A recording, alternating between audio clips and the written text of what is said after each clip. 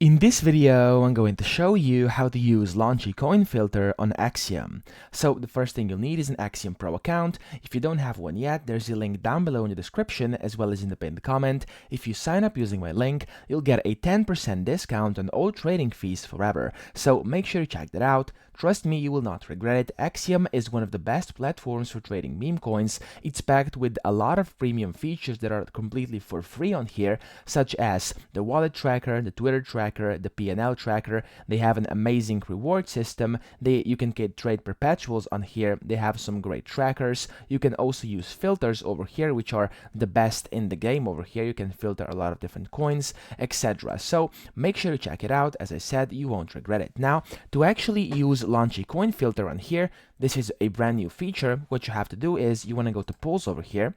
And as you may know, over here you've got different filters, okay? So we can set filters for new pairs, final stretch, and for the migrated coins. Simply click on any of these, select where you would like to set the filter. So for example, I'm gonna go to the new pairs.